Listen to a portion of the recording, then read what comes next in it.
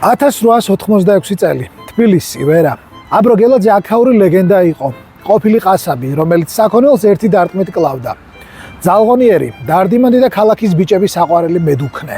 მაგრამ აბროს სახელი სისხლთან ასოცირდებოდა. მას რომანოს თუხარელის მკვლელობას აბრალებდნენ. კაცი, რომელიც ასო აკებელი იპოვეს. აბრომ ციხეში 8 თვე გაატარა, მაგრამ მტკიცებულების არარსებობის გამო გამოუშვეს. თუმცა ბედისწერას ვერავინ ვერ გაექცევა. სიკვდილამდე 2 დღით ადრე აბრო თავგანწირვით ქეიფობდა და ნაცნობებს ეუბნებოდა დალიეთ, იმხიარულეთ, იქნებ ხვალ საერთოდ ვეღარ გნახოთო. თითქოს გრძნობდა, 8 ივლისს სოლშვილი გორში გაგზავნა. თვითონ კი თბილისში დარჩა.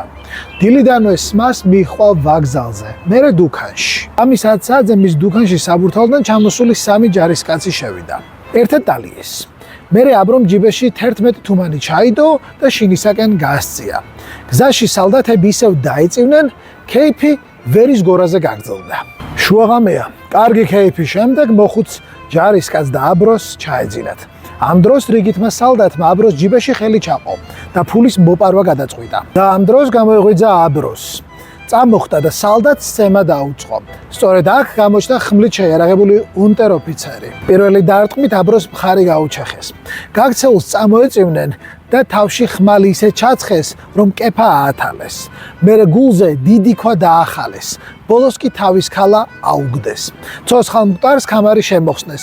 ფული ააცალეს და ხრამში გადააგდეს. აბრო გელაძე, კაცი, რომელიც საქონელს ერთი დარტყმით კლავდა, საკუთარ სახლთან რამდენიმე ნაბიჯში იპოვეს მკვდარი.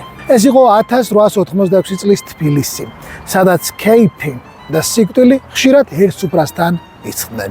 შენ კი არ დაგავიწყდეს ჩვენი არხის გამოწერა. შენი აქტივობა მნიშვნელოვანია.